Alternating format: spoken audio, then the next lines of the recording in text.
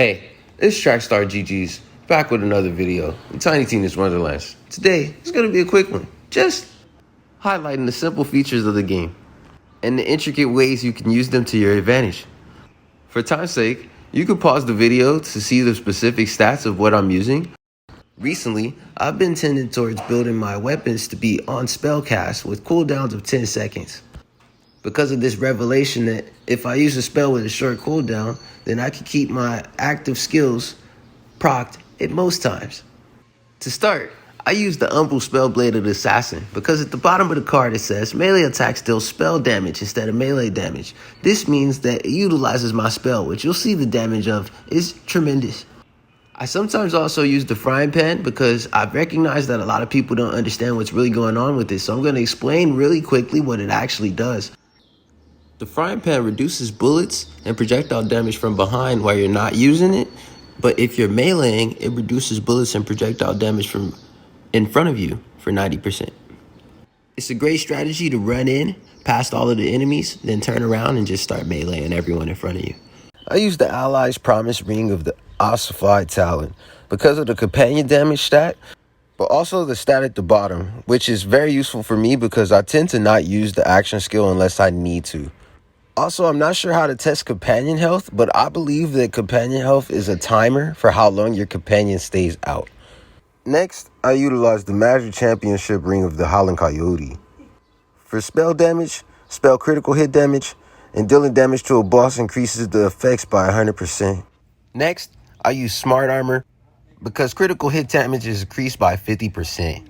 My spell does 4.6k damage base, and it has an 11.9 second cooldown, which I can reduce with stats.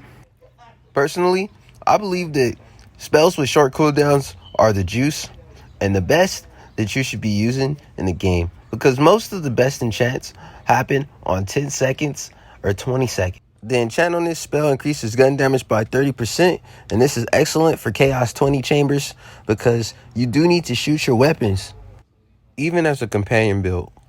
I watch a lot of gods on YouTube, and I found that a lot of people aren't really synchronizing their stats on amulets, such as specific classes. As Graveborn is my specific class, so I make sure that I'm utilizing amulets that say that. I could also utilize Brr-Zerker amulets, but I would never utilize a Stabomancer amulet. I built my Graveborn to be status damage because status damage affects every element in the game. Next, I use the Desperate Trick Mirror for the 75% chance to reflect bullets and arrows at attackers and nearby enemies, and the 25% maximum ward. Also, my enchant, note, this mirror also works very well with the Frying Pan. Now, time for weapons. The Crossblade of Striking. Shotguns have definitely been improved, and that's the only reason I'm having it here. Got poison and dark magic damage at the same time.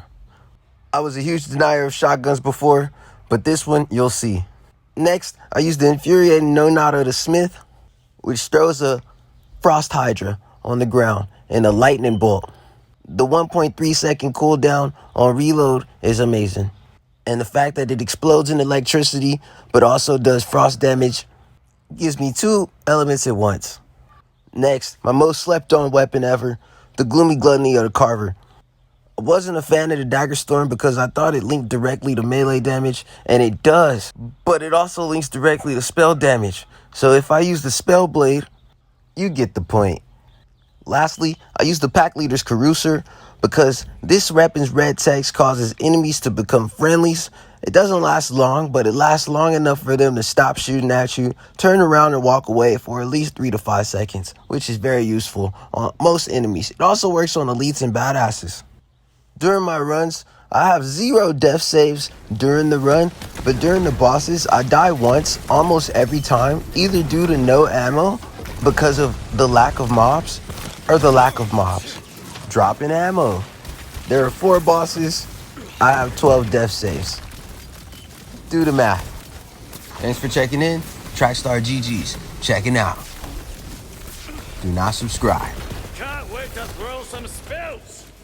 The Seawarg falls! Then a slide's last wave!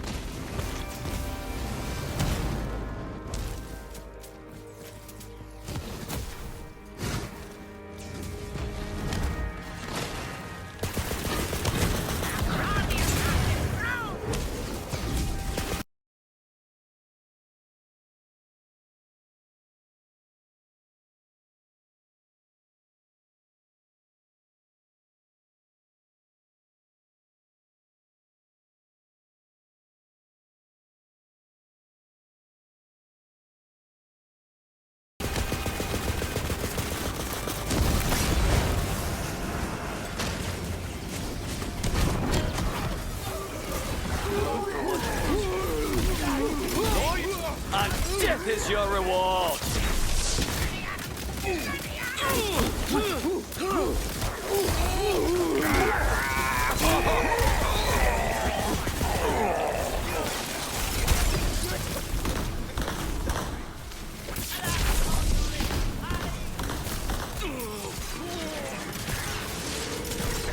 Blast ammo's gone. You were short work.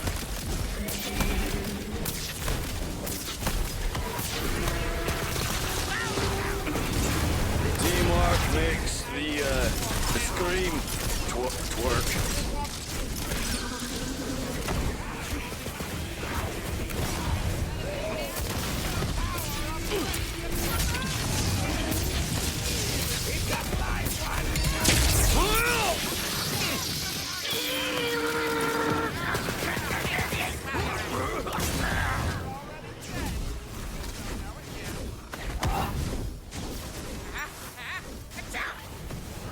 I've got all the magic I need. Oh, that was strange.